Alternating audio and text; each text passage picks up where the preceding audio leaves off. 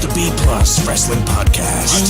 The Moose. You might not be an A, but you are a B plus. Check it out! Here we go! You wanna mess with us? 'Cause we're steady on the ground, steady on the ground. You wanna mess with us? 'Cause we're steady on the ground, steady. Good afternoon, ladies and gentlemen. I am Mr Myster1ous. Welcome to the Big Plus. And usually you join me for All The Wrest, but in honor of the name changes that we've done on the fly, super producer Greg has actually officially changed the name of my podcast to All The Experience, where clearly I have all the knowledge about wrestling to tell you guys about all the news that has been happening. This is what we do. We just change things on the fly. We're taking a page out of WWE's book this week, because why not? All jokes aside, guys, welcome to All The Wrest, the show where we cover all the wrestling news that we don't cover in all our scheduled programming. Just a little bit of quicker housekeeping, guys. As always, talk about the birthday news. At the time I'm recording, happy 34th birthday to the new Raw Tag Team Champion, Kurt Hawkins. Happy 35th birthday to Garrett Bischoff, of course, Eric Bischoff's son. And hopefully when this gets released, so we have Bruce the Barber Beefcake, new WWE Hall of Famer. He turned 62. Congratulations to him. Nikki Cross reaches 30. Hope she does well on the main roster. She's been a bit quiet for a while. And of course, ooh yeah, the Jay Lethal former Ring of Honor World Champion turns 34. Still younger than I thought he was. The guy is still pumping out great matches. Go check out the G1 Supercard to see that incredible ladder match. You might have missed it with all the wacky stuff that happened in WrestleMania weekend. But enough about that, guys. As always, for this edition of All The Experience, let's cover a bit of MLW news, bit of All Elite Wrestling news, who's injured, who's signed, who's staying, who's going, and just whatever comes across my desk, because we like to keep you guys informed about whatever happens in this wacky, weird world that we call professional wrestling. I'm going to start, as always, with Major League Wrestling episode 53, main evented by LA Park versus Sami Callihan in an open challenge fight. This is another fun episode of MLW. Again, it wasn't a big athletic episode. I'm usually more about the athleticism of the matches and the whole ring psychology.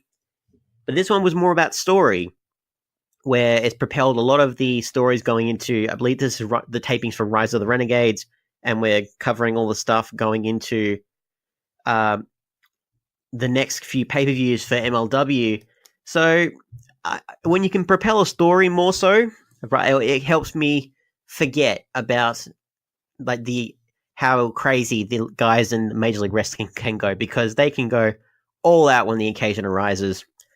We had a cold open this week. So last week when Teddy got in the face of Dynasty and they concussed him, we did a recap of this, just how he might be concussed and how MJF and the Dynasty are very conniving. So people talking about how amazing MJF is, that he's just the future of the business. It's all valid, because we opened up with MJF versus Brian Pillman Jr. So MJF was accompanied by the members of the Dynasty.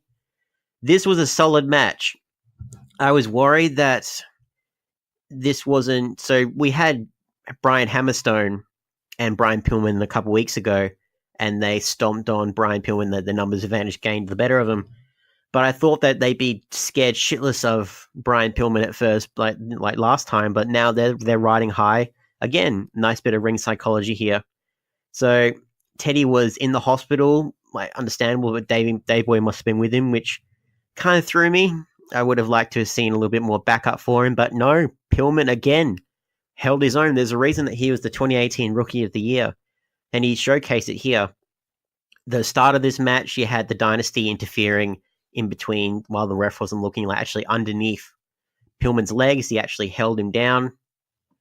And it just showed how the ring awareness of the Dynasty and how clever they were, but not for long, because they quickly got ejected, and then it was a one-on-one match between MJF and Brian Pillman Jr. MJF got hit with quite a comeback, with a power slam for a near fall. Pillman was selling the arm, but he's fighting his ass off for this one. Pillman goes for a corner drop kick, but MJF pulled the ref on him. Pillman stops the drop kick attempt, and MJF slaps Brian in the face to call back to earlier in the match when they did that. And MJF just does like a Mance Warner eye poke and just goes for the roll up. He gets a 2 count. But in the end, Brian actually does the schoolboy for the win. So this was a surprise upset. I was actually pretty happy with this because I wasn't sure how much the Dynasty were going to take advantage of with Teddy Hart being concussed or not, and how much they'll be able to one-up the Hart Foundation. But this was a nice little thing, and it just showed that the Dynasty, this wasn't their night. It definitely wasn't their night. We had another flashback to last week when Tom Lawler got attacked by Contra. They're still doing their own thing, you know. Selena has a press conference, so this is the interesting thing. So she announced that she will be the executive producer of MLW for Cinco de Mayo, which is fantastic news. The Bruja of Promociones Dorado is in charge of Major League Wrestling. Only good things can come of this. Only good things. Like, the MLW roster shouldn't be worried. No, of course not. She won't do anything underhanded. She's a lovely lady. Sami Callihan, this one really made me laugh because Sami Callihan's come back to MLW. He's found himself. He went away for a while. He lost to LA Park in a great match. My God, I still hold to this day that it's the best match of 2019 so far. But he's calling out Mance Warner. He's saying that we're both psychopaths. I can see a bit of myself in him. And he tries to do a little bit of a Mance Warner promo where he's on the whiteboard explaining his game plan. Callahan does the whiteboard routine, but at meeting he's like, "Stupid marker, doesn't work. Next one." I spit my drink out on that one. But all he did was Sami Callihan and Mance Warner equals ratings. So that's it. That's the game plan. But he's talking about how he's not done with Promociones Dorado. They're trying to reverse all the stuff they made him seem like a bumbling idiot. So they're slowly trying to make him seem more legitimate again, which is good because Sami Callihan is all that good. Listen to the Impact Experience last week and tomorrow, hopefully, when we can talk about just how great Sami Callihan is or has been for a long time now. So we cut to the Dynasty backstage. Hammerstone and Richard Holiday, they're just fuming. They spot the cameraman and they tell him to piss off. It's just, yeah, this is not the night for the Dynasty, unfortunately for them. We had Myron Reed and Rich Swann go up against Lance Anoa'i and Jimmy Yuta. Jimmy Uta's back. Where the hell has he been? You know, Jason Cade has been injured, so they've left Jimmy Uta to do nothing on the MLW roster. Poor guy. Myron Reed and Rich Swann, they've got the tape over their mouth like usual. We see the replays from last week for Battle Riot. This was a really good match. I did not see these two being a team. I saw it more as a mentor or Myron Reed admires Rich Swann from afar. But no, they're making them a tag team. And can I say, Rich Swann, I understand you're being this weird character, but get some better theme music. Jesus Christ, that thing is... Even just go with Myron's. Myron's is far better than yours is at the moment. It's just, I don't know what they're going for. It's very bizarre. Rich Swann really controlled most of this match, and he's took the best back body drop you've ever seen. Trust me, the guy flipped onto his face. He legitimately took the body drop like a 450 to the mat. The commentary is mainly talking about Reed and Swann reiterating the storyline, saying that the rest were out to get them. Talking about their in-ring skill and personalities, kind of really shining a light on the team while paying little to no attention to what Jimmy Uta and Anoa'i are doing. So you kind of know what's going to happen. But, what can you do? Lance showed up. He did a bit of a hot tag. He did a nice Samoan drop on Swann while also kicking Myron Reed out. He's got some great offense. They should really invest some more time in Lance Anoa'i when they get the chance to. Lance hits some running hip attacks and he goes for the top rope and misses. Reed does the running down the ramp, leading over the top rope cutter on Lance for the 2. And then the finish was Swann hit Yuta in between the legs.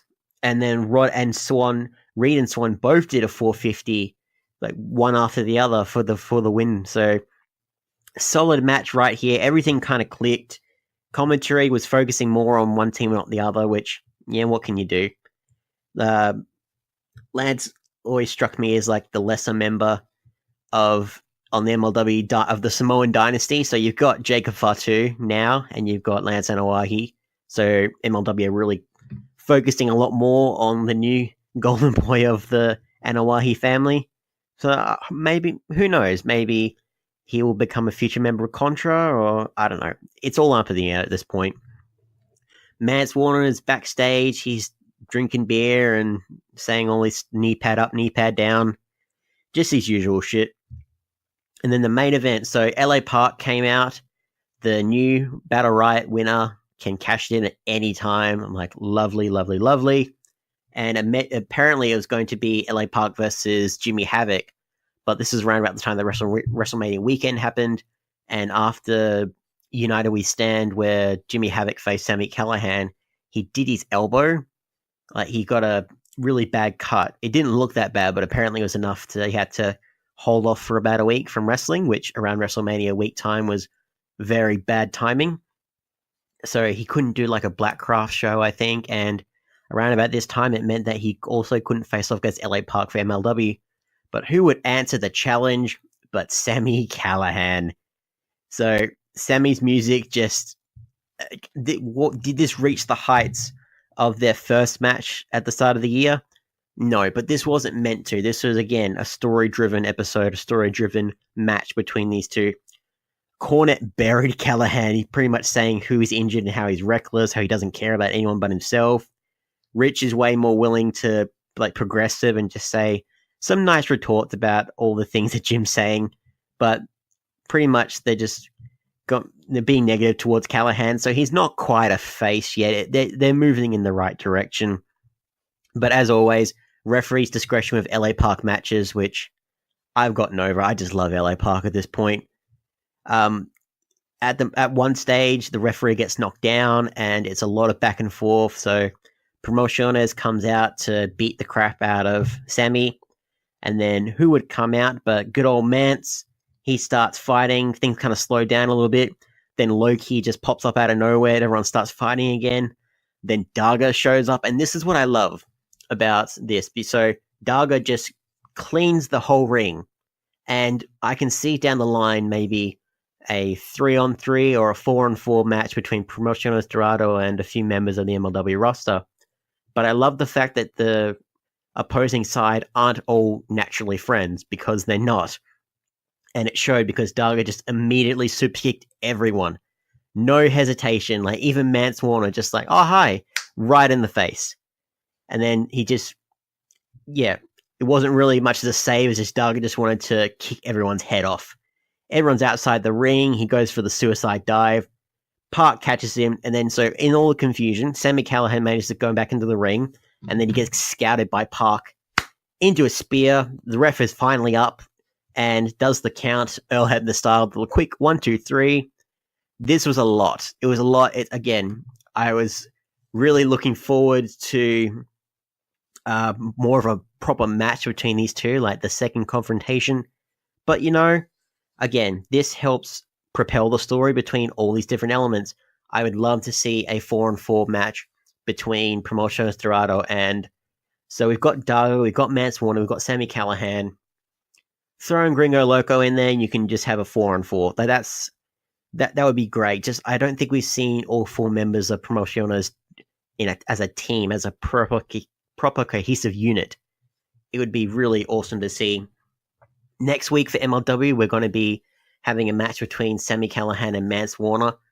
I'm really looking forward to this. So if it's a hardcore match, hopefully it give me like reason to love Mance Warner, because I'm hesitating. He hasn't won me over yet. I'm hoping that Sami Callihan can be the one to do it.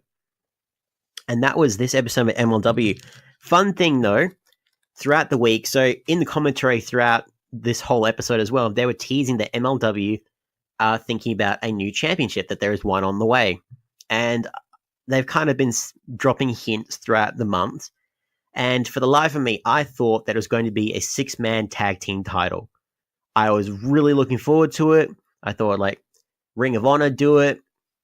Not enough. Like, Lucha Underground used to do it. Like, it would have been perfect and would give a lot more of the middleweight division, give them a chance, something to strive for, and give that division, because there's a lot of tag teams, give more people a chance to be a part of the roster. But my hopes were dashed, because it's not a 6-man tag team championship. It is in fact a national Openweight Championship. This is interesting. So there'll be a 4-man tournament to crown the first ever MLW National Champion. It'll kick off next month. The finals will take place at Fury Road 2019 on June 1st. Milwaukee, Wisconsin. We'll see the inaugural winner. So this is interesting to me because they have never enforced the weight class before, because we had our 3 heavyweight champions so far, Shane Strickland, Low-Ki, and now Tom Lawler. Like, for the first 2, for Strickland and Low-Ki, they aren't heavyweights. They're middleweights at best, like cruiserweights mainly. Like, Low-Ki has predominantly been a junior heavyweight champion or a cruiserweight champion, X Division champion. Same thing with Strickland. And, like, you look now, like Teddy Hart, I'd argue that he's a heavyweight. He would be over, if we're looking at 205 as the range, like the WWE do it, he would technically be a heavyweight, but he's the middleweight champion. And this, I'm worried now, because how many members of the roster can actually compete for the heavyweight championship? How big that pool of talent will be. So it sounds good in theory, and it plays to the whole MLW want to be more athletic in making things more legitimate with how they do things. So there's a open weight, middleweight, heavyweight. It sounds like it makes sense, but it's got me concerned. I would love to see, if it's open weight champion Low-Ki, I would love him to be the inaugural one, but there's a lot of guys that definitely are deserving of being that champion. And I feel like this is why LA Park isn't now given the opportunity to face off against but against Tom Lawler, because he is the biggest member of Promociones Dorado. He is the destroyer. And I can see maybe Promociones having all the gold later on down the line. I hope that's the case. If you have Low-Ki as the openweight champion, I would be completely on board with that. So it kind of means that Low-Ki will never be in the world title picture ever again, which saddens me greatly. I don't know. I was really looking forward to some 6-man titles, but we could see something different. Who knows, guys? Let us know what you think, because this is just a new development. Major League Wrestling, they're doing all the right things. They're ticking all the right boxes. Hopefully they can find a way to work with this. Now, we've got some All Elite Wrestling news. We have episode 147 of Being the Elite, Spellbound. Cody thinks he's found the librarian. Just this wacky dude in a colored, he believe he did an audition last week. Cody's just throwing around figures at him saying, yeah, I'm going to give you $1 million. No, we'll make it 1.5 million, 2 million a year. And this guy is just he has no concept of money. He's just laughing maniacally. And every time he says a figure, a member of the All Elite Wrestling roster just tells him, you're an idiot, mate.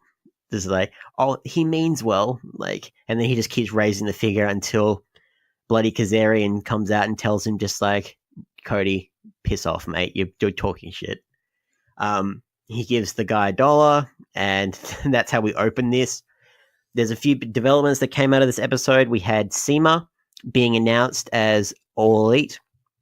Big congratulations to him. Big alumni member of Dragon Gate. Think of any title, SEMA's had it. And of course, he's been a part of the AWF. He's done a few appearances over here, so nice little shout out to the Australasian Wrestling Federation there. We just got to support our Aussie blokes, guys. Apparently, SEMA actually gave the Young Bucks their first chance with a lot of their stuff. We had SCU. They're trying to sell their merchandise, but everything's up by about $100 extra and stuff, saying I've got expensive taste now. All the members of SCU are talking about how refined their palate has gotten now. Just saying that, yeah, my kids eat caviar now, for breakfast, shit like that. And then randomly, Shark Boy is there, Impact Shark Boy, just saying you guys have changed, man. Joey Ryan is still trying to deal with where his wife is. Everyone's asking him where his wife is. Where's that blonde girl you used to hang out with? You need to look after yourself, man. Shit. We had a little bit of MJF had a little bit of a talk with Sammy Guevara, and this interested me because I wasn't sure how this would play out. So MJF is trying to be a legitimate nice guy to Sammy Guevara, who he's actually asking him, "I don't think Cody likes me," and he's just like, "MJF, as Cody's close personal friend, I will try and vouch for you." Gives him a hug, and he puts a sign on his back saying, "Kick me." Like, usual high school bully stupid stuff. But yeah, and then all of a sudden, freaking Glacier comes out. The pro skateboarder, whose name escapes me, but yeah, he tries to do the same to him. He's completely shit scared. It's like, "I gotta go to the bathroom, man." Just, yeah. And then we have Nick Jackson talking to Christopher Daniels, talking about how he's freaking out about the librarian thing. He thinks it's all stupid. He's freaking out about the Nakazawa thing. And then, apparently where they are, this other wrestler, I believe it's Bruiser, I can't remember the name of it, but he tells them to shh, and the way he does it, just the want in the Elite's eyes, just looking at this man, just like, "We found our librarian." And that's how we sort out this episode. So that was Being the Elite, episode 147. We had Road to Double or Nothing, episode 12 as well, where we saw a couple matches being announced, where we saw Ali going up against Brandy Rhodes, and she's saying that there's no ill feelings from their time in Impact Wrestling, but then the moment that she finishes a call with Ali, she calls someone else up to give us some support, give us some backup, and just saying, "Oh, delete that. This is unrelated. It's totally unrelated."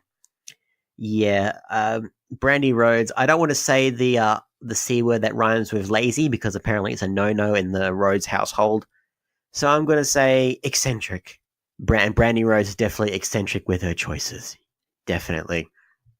We also have announced that CIMA will go up against Kenny Omega at Fight for the Fallen. That's going to be amazing. Be after Double or Nothing as well. So Kenny Omega has been wanting more and more matches, and finally All Elite Wrestling is starting to deliver them to him. So happy for him to sort that out finally. That was pretty much it. With they've actually announced a couple more signings. Their producer is actually a member of their All Elite Wrestling roster as well. They're giving him a chance, talking about how he's had battles with depression and how he attempted to take his own life. And it was a real heartwarming story on the episode of Road to Double or Nothing. And they're just trying to give all these guys opportunities and give a Olympic bronze medalist, I should say, a chance with All Elite Wrestling as well. Like, they're changing the world, man. I keep saying it. It's true. I'm buying into it, hook, line, and sinker, because they keep seemingly doing all the right things. Like, All Elite Wrestling just have their finger on the pulse. That's pretty much all the All Elite news. Like, we've got some other news down the line with those guys, but we'll keep you guys up to date with that going forward. We do have a little bit of NWA news, guys, so we're only about a week away from the Crockett Cup, and there was a video that came out where Marty Scurll called out Nick Aldis. A little bit of a back and forth where Nick's kind of teasing him, saying that you don't want to choke like you choked at the G1 climax. Like, "Oh, Nick, you should not have done that to your friend, your brother, Marty Scurll." The brotherly love can only go so far, and clearly in this video, like, go check it out on the NWA website, on their YouTube channel as well. So there's a bit of a scuffle. Scurll just wants to fight. He pushes Aldis, and he wants to do some more, but Camille gets in the way, and the moment her back is turned and she's out of the ring, she attacks Aldis, does the finger snap, and takes the 10 pounds of gold.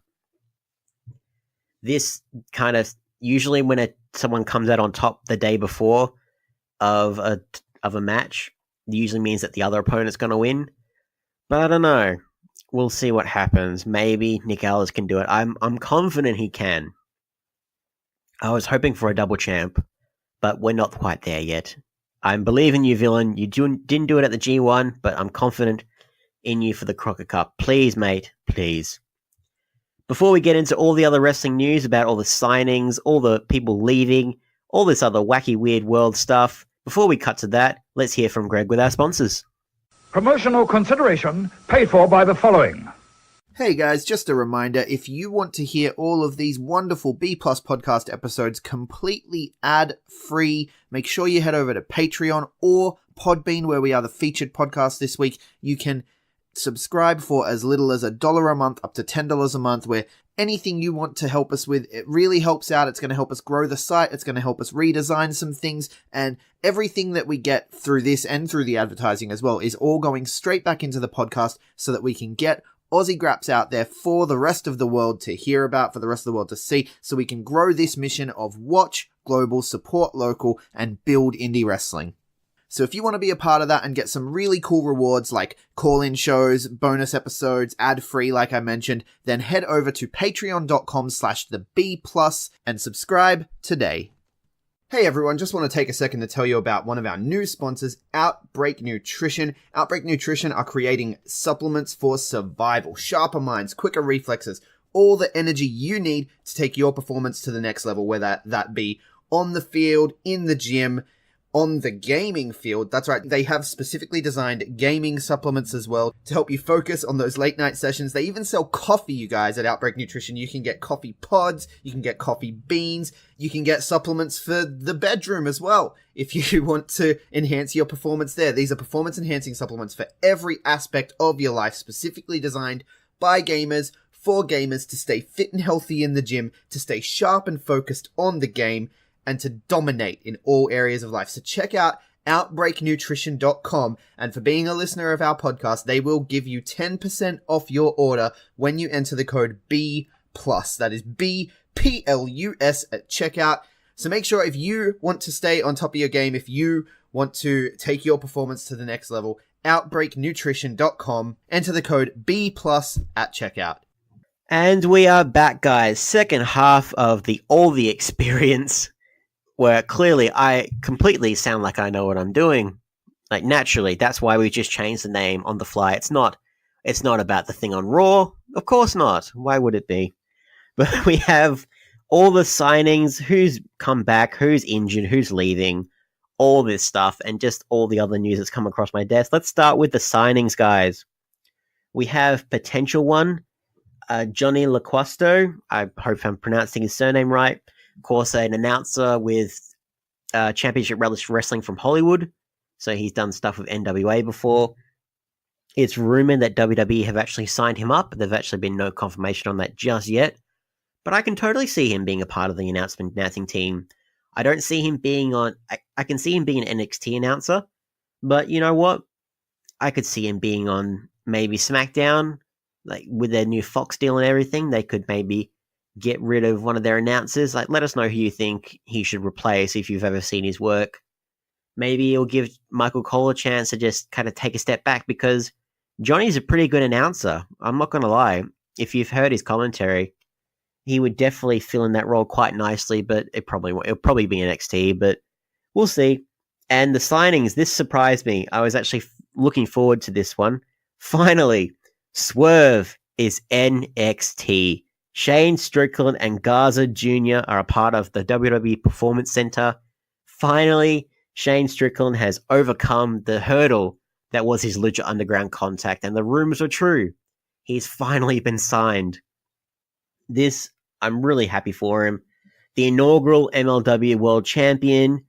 Freaking the guy's been doing stuff with Evolve, Lucha Underground, as I mentioned before, where he was Killshot. He lost his mask versus mask match. Garza Jr. as well. He's the nephew of Hector Garza from WCW. He's the cousin of Humberto Carrillo from 205 Live.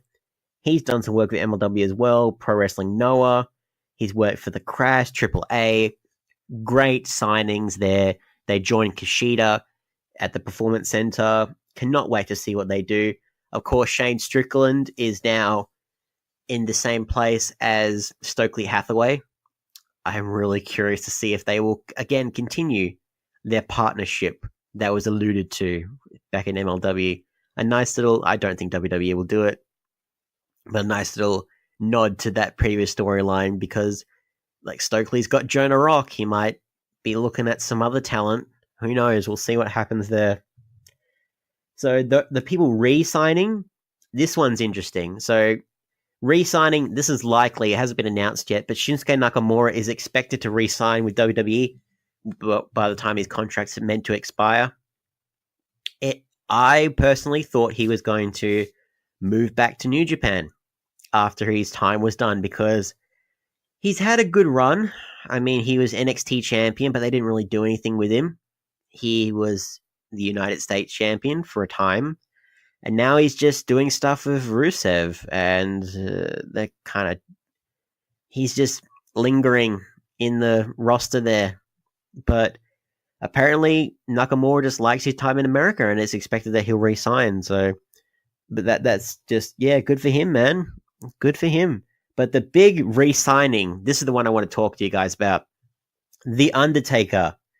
WWE cannot let their last character go quietly into the night, because they have re-signed Mark Calloway to a new WWE contract. So, for those of you who haven't been listening to the episodes, essentially Mark Calloway, The Undertaker, was scheduled to be a part of a meet and greet at StarCast 2, which wasn't it wasn't hosted by All Elite Wrestling, but it was in the same venue. It just kind of coincided with Double or Nothing, and they booked The Undertaker, which WWE were ticked off about. Naturally, the fact that their greatest character, so the Dead Man, the Phenom, has kind of the veil of The Undertaker has kind of been broken now. Like, they don't know what they're doing with him. Honestly, they don't. But they wanted to stop him from doing this at all costs. So now they have signed him to this new deal, which means that he can no longer be a part of the meet and greet of the actual StarCast event. He will be a part of the signings, like the actual, you can still do a little meet and greet with him. But in terms of like a panel where it was a big expose all about his time with WWE, which we've never seen before. He's very rarely done like freaking shoot interviews about WWE. But in his place is Hall of Famer Mick Foley, which, like, great swap at a moment's notice, like, good for them. But it just goes to show you, like, a few weeks ago, we were just talking about John Oliver, how he reinforces the point that how can you call these guys independent contractors, specifically The Undertaker?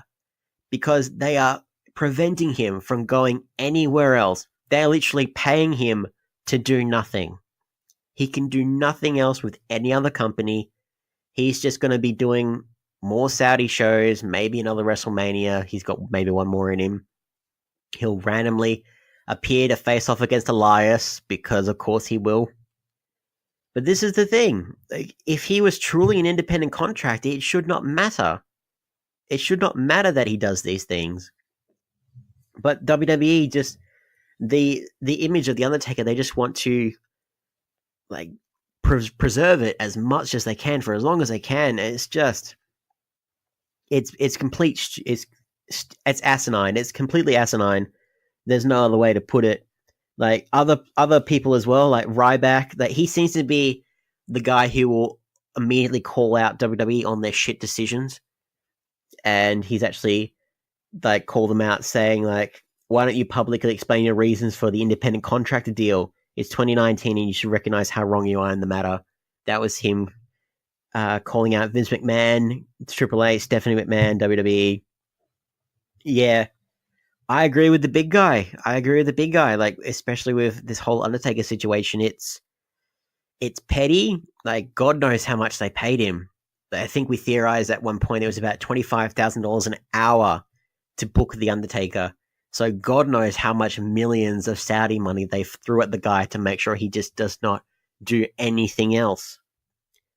But, yeah, for those of you who are at the meet and greet at StarCast, cherish that moment, because it's probably the last time you'll see Undertaker outside of a WWE promoted venue. We have a couple of injuries, guys. We have the real Daniel Bryan and Sheamus. They are both injured, but we don't know specifics. WWE are keeping very close to the chest exactly what is the issue with these two guys. So it's believed that Daniel Bryan suffered some kind of injury in his match against Kofi Kingston, And ever since he's come back for his second run with WWE, like becoming the WWE champion again and having this amazing character rechange as this vegan warrior, as this vegan heel asshole character who's kind of right in a lot of ways, but then the planet's champion, man. Like after every match, he's had to have concussion tests because of obviously his past health issues, and to say that they've got an undisclosed injury, naturally you think it's about what he's had before, his previous head injuries. So they're keeping it very close to the chest, and I think WWE should release a statement soon. Like, this is in fact, like this, I'm hoping, because otherwise we're going to keep theorizing, and no news is good news, but at the same time, come on, WWE, we need to know that the real Daniel Bryan is okay. And Sheamus too. Sheamus is probably fine, but he's done all he needs to do in SmackDown and with his career in WWE. Like, I don't know what more they can do with Sheamus. I really don't. But he'll be back better than ever. He's trying to put over Cesaro as the next golden boy, the next person to become the new SmackDown champion, which, who knows, maybe they'll be able to get him into that spot one day. So that's the injury list. The people leaving at the moment. Now, this is interesting. So we have, of course, the rumors about Sasha Banks. All the latest with her, how apparently one of the reasons that she is unhappy with WWE is because she found out on the day of WrestleMania, or on the day of the draft, that they are going to not only lose the tag titles, but they were going to split up Bayley and Sasha. They were going to split up the Boston Hug connection just immediately without a single thought. So Bayley is actually on SmackDown now, and they did this segment on Raw where they're trying to they did the segment this week where Bayley's trying to call Sasha, saying pick up the phone and all this stuff. So they're giving Sasha a couple weeks to find herself and figure out what she wants to do with the company, if she can forgive them for all this stuff. And like, some people, look, at the end of the day, this is all, it shouldn't matter. It shouldn't matter that much. But of all the members of the women's roster, Sasha has been the one that has been screwed over the most. Like, if you really think about it, her runs as women's champion have not been ideal. And like, you know what? She's the inaugural tag team champion, the inaugural women's tag team champion, so no one can take that away from her. But again, like, they were promised her that it would be a long run to legitimize the belts, and they've just given it to the Iconics, which, Aussie Pride, I'm happy for them. I would have thought the Iconics would be the first champions, and then WrestleMania, the big 4 horsewomen thing, like, just give them the gold. That they had this opportunity right there, and they kind of ruined it. And now Sasha, like, again, we can only speculate. She's got the hashtag if you only knew. I can imagine there's probably a lot of shit that she's forgiven them for, and they're just kind of really testing her patience. Like, she's unfollowed WWE, she's following the Young Bucks, All Elite Wrestling. They would grab her in a heartbeat. The way they want to focus on the women's division, like, they would, without question, grab her up and say, like, welcome to the family. So WWE just really need to rethink what they're doing. People who have also actually said that they want to leave, Luke Harper and Alexander Wolf. So Sanity is pretty much done because Eric Young is now part of the Raw roster. Sanity ends not with a bang but with a whimper, and Alexander Wolf has said thank you for everything, guys. Luke Harper's he's done the same thing as So Luke Harper has done the online thing now that we're accustomed to, where the person has done it beforehand, that's saying that they're requesting their release before WWE has actually given their comments. And for life of me, I feel like WWE haven't responded yet. But I feel like they could be dicks about this, because he has another few months of his contract, and they could throw in a non-compete clause after that. So Luke Harper's late 30s, his career's getting up there. They could be petty about the fact that this seems to be the trend where a lot of their stars announce online first that they are requesting their release. So if WWE say no, they are aware that WWE are being dicks. So they could make an example out of Harper if need be. I'm hoping they don't. I'm hoping they comply with this whole thing that they're doing, because it seemed like Harper was like going to be coming back. Like he'd been fighting injuries, fighting his partner being injured. He was going to have this big singles run, and now he just wants to leave. Again, we don't know the backstage politics. Like, we can only speculate just from what we've seen, what other people have said. But man, hopefully WWE just agree like he doesn't want to be there anymore. Hopefully just give him the opportunity to work somewhere else. So best of luck to him in all his future endeavors. Hopefully WWE listen. People who have retired this week, unfortunately, Kid Lycos, renowned Progress Wrestling star. He's been a part of a lot of other promotions as well. But he, after numerous shoulder injuries at the age of 22, that sucks. Like, at the age of 22, he has to announce his retirement. He's held championships in CCW before. Like, the guy has done a lot in his short career. And yeah, like Progress, CZW, Attack Pro, like a whole bunch of others. I'm reminded of Triple H's Tough Enough speech where he talks about how some careers are fast, some aren't easy, like people burn out. It's this, the wrestling life isn't for everybody. And yeah, this is proof positive. Like, so admittedly, he's done a lot in the short space of time. So congratulations to you, Kid Lycos. Thank you for all that you've done for the wrestling industry. Now, let's get on to the other news from this week, guys. Going to be talking to you about the name changes that WWE had done. So I'll talk about another one first, which I don't mind. Punishment Martinez is no more. Hello to Damian Priest. So they're going to do a little bit more of a darker character with the former Ring of Honor TV champion, Punishment Martinez. I don't mind this. I think this is a good decision, right? How they've done this. But man, no one wants to talk about this. And we talk about this throughout this entire week. This is why this is called All The Experience. But freaking Hanson and Rowe, the War Raiders, are no more. Say hello to Eva and Eric, the Viking Experience. And apparently it wasn't even meant to be the Viking Experience at first. It was meant to be the Berserkers. And Vince McMahon said no. It was out of these two names. So Vince McMahon said, nope, we're going with the Viking Experience. And this was his idea, which we kind of all figured anyways. But maybe we'll get used to this. Maybe. But it's just one of those things where, like, the WWE, the past few months, they've been on a crusade just changing people's names. Like, I can't imagine back in the Attitude Era or back in like the other eras beforehand how they might have just made all these guys names, like Stone Cold Steve Austin, just Steve, Triple H, too long, 1H, Macho Man Randy Savage, just Macho. It sounds so stupid, like thinking that it might just make things flow better. But in this case, it feels like the most idiotic thing they've ever done. Hence why this entire week of all our podcasts have been changed to the Experience, because boy, we have received an experience from WWE this week. Definitely.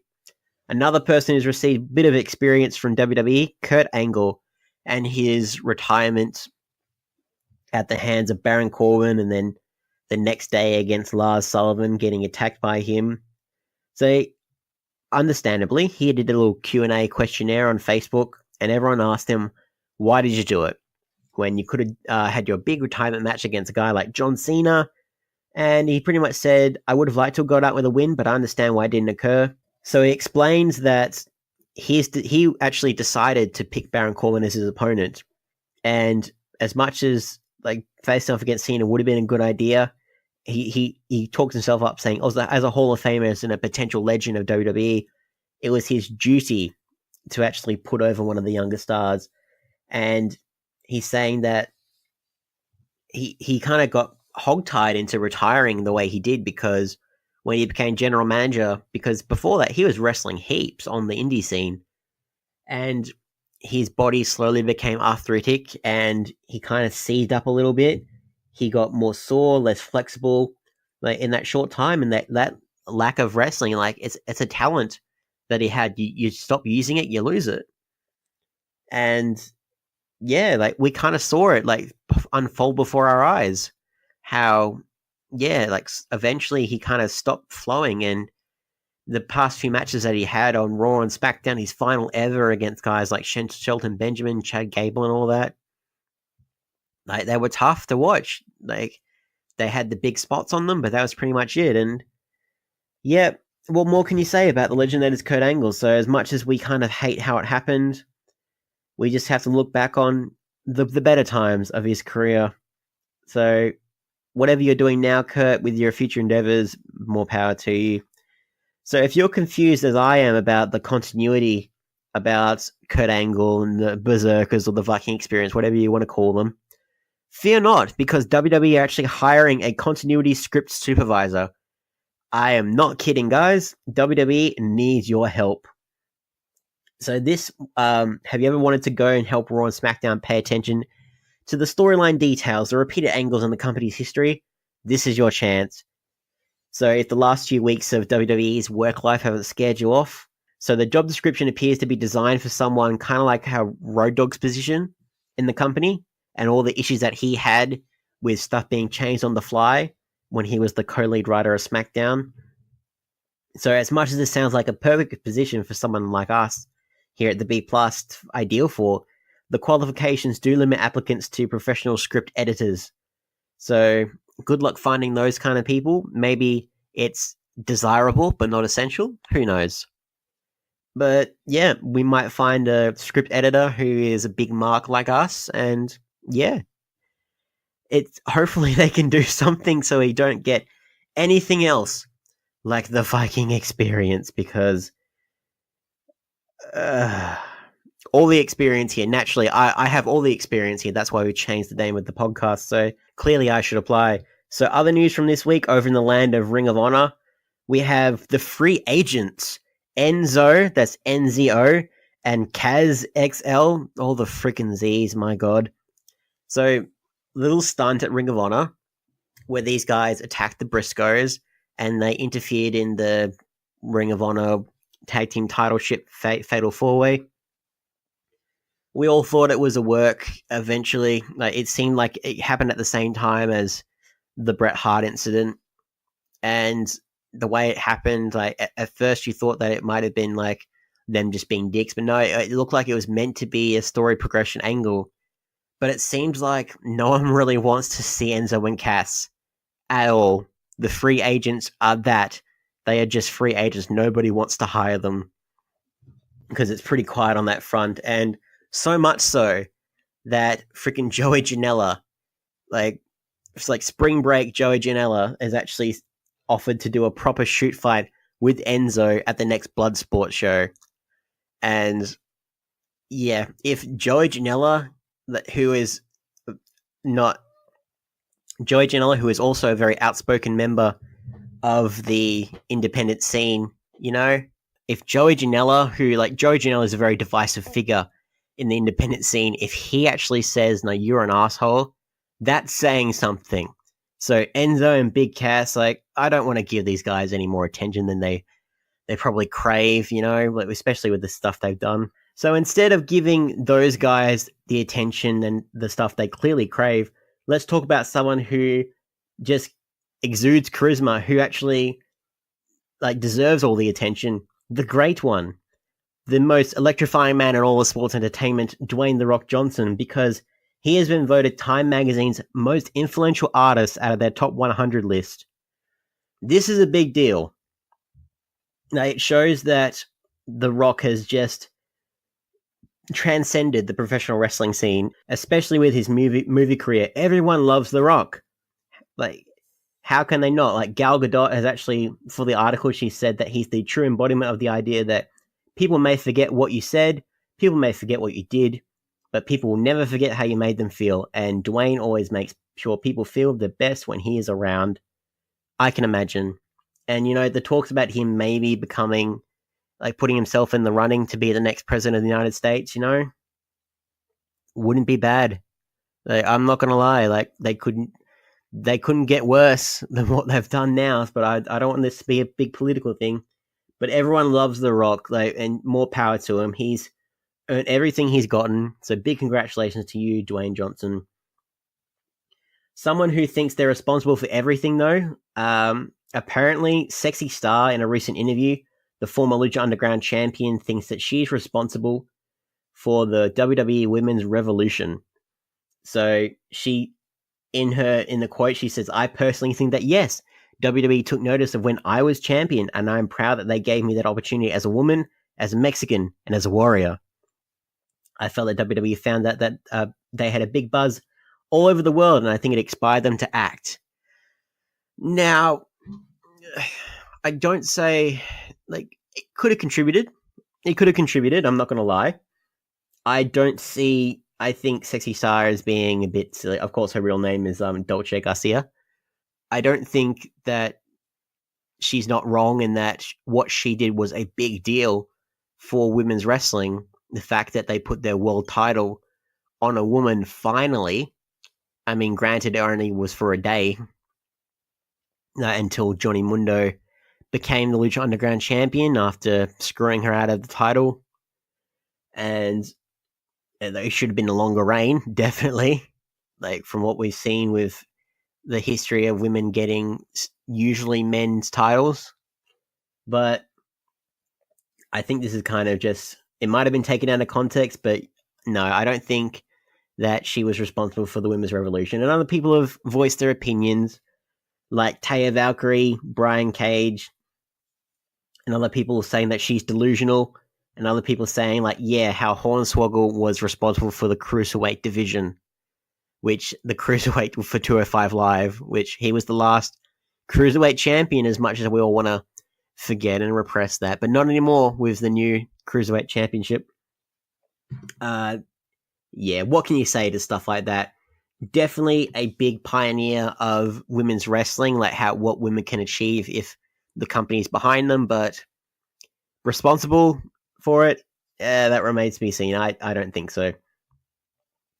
Another woman, another former champion who's making the news at the moment, Ronda Rousey. So she's got her hand injury, she'll be out for about 6 months or so, and whether or not she'll come back later on in this year or next remains to be seen.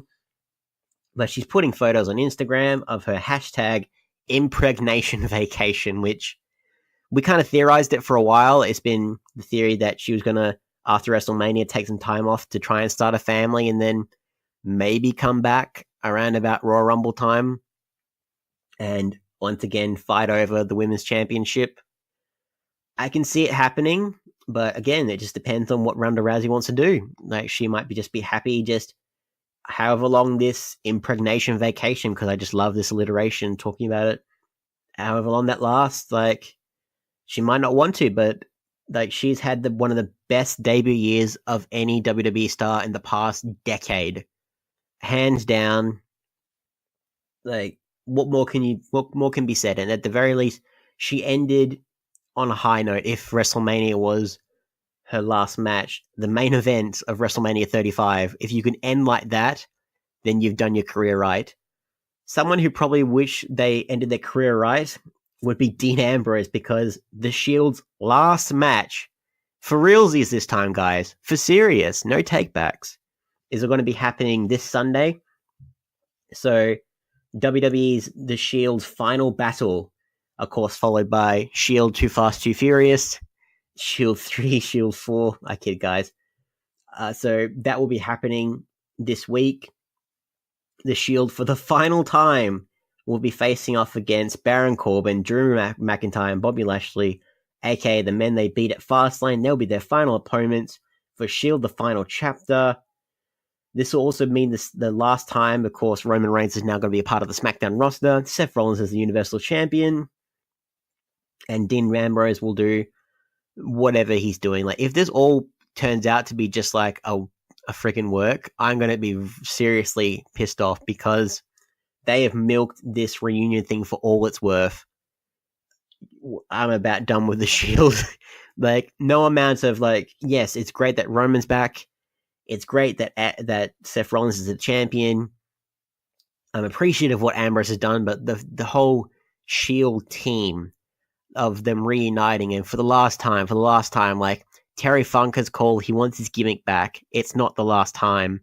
Like, just you don't want just what the Undertaker is in now, this situation that he's in.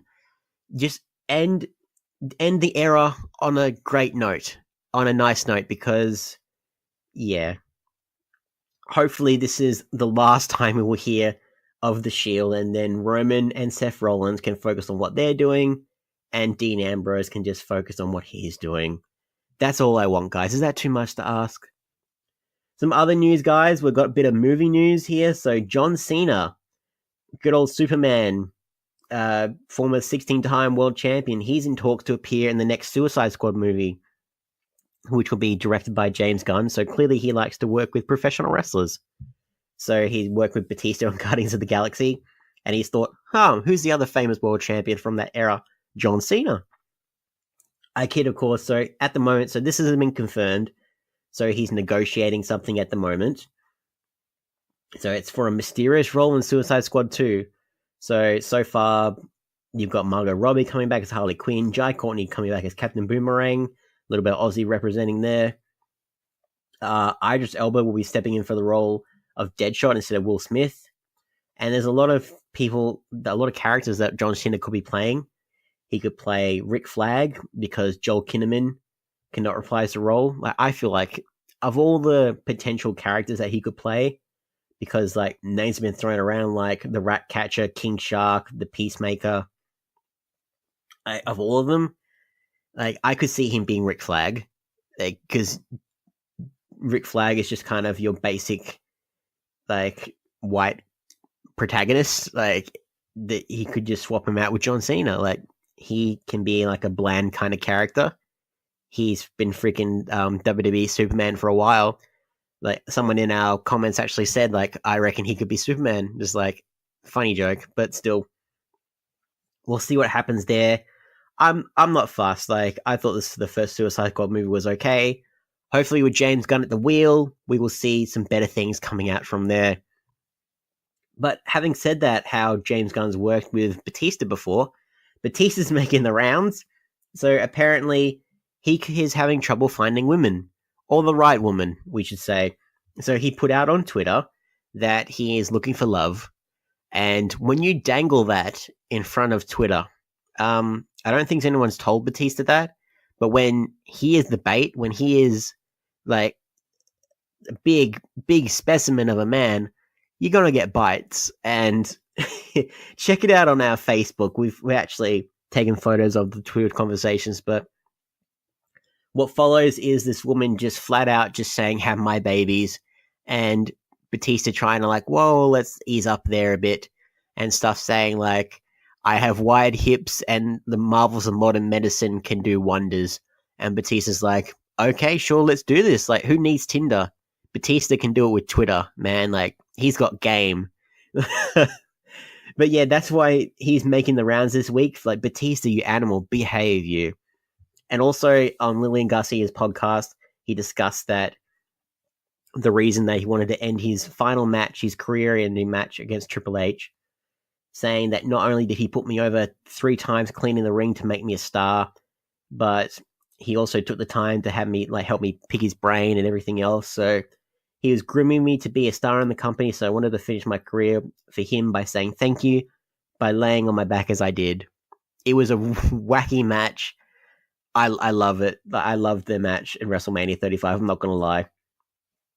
Despite how long it was and despite how crazy the whole thing was, I was all for it.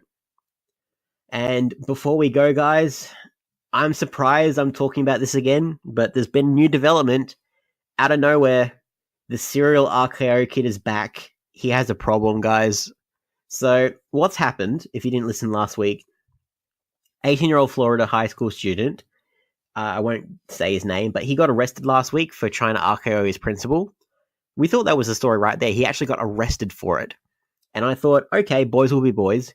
But apparently this is not the first time he's done this. So after the video of him trying to RKO his principal went viral, the Miami Police Department said, this kid looks familiar. And according to them, so he got arrested again because for criminal mischief after damaging a display alligator at a Falls shopping center in Miami. Took it out. This video went viral as well because it's the same kid, naturally. So he took this freaking alligator out and RKO'd it in this. He found a spot. Was just doing all these wrestling moves on it. The mall manager claimed the alligator was valued at nearly $4,000 for a freaking alligator, like a plastic alligator. So he's actually damaged public property, taken this alligator out, and yeah, he just completely dismantled this freaking alligator. So this happened before his stuff with the principal, and now this has come to light. So not only has this kid got charges pending for attacking his principal, but now also for damaging public property. Like, what an absolute idiot.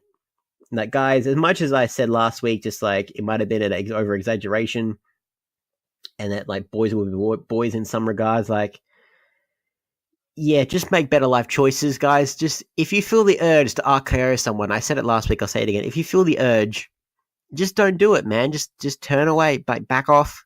You do not want to do what this kid has done, and who knows, you might feel the temptation to just see a plastic bit of memorabilia at a fast food chain. I don't know. Just don't do it. Just like, look at your life, look at your choices is all I'm going to say. So thank you guys so very much for listening to All The Experience. If you like what we do here, you can follow us on our social medias. I am at Mr Myster1ous with one instead of an I on all the socials. Twitter, Facebook, Instagram, YouTube. Hit me up. We'll have a good old chat about the Viking experience because that's not going away anytime soon. If you want to follow my lovely super producer Greg, he is at the Greg Unchained on Twitter, at the Greg Unchained on Instagram. If you want to follow us collectively, the B Plus as a group, because I think we're an okay bunch, we are at the B Plus Wrestle on Twitter because wrestling wouldn't fit, and the B Plus Wrestling everywhere else. As always, guys, we have our Patreon. Any amount you can donate would be greatly appreciated so we can continually give you guys all the best content, what you want, when you want, and keep highlighting the Australian scene and give you guys all the biggest news and stories of this wacky, weird world that we call professional wrestling going forward. So like, share, subscribe, hit that 5-star review. Thank you guys so much for listening. I've been Mr Myster1ous, and I'll see you later.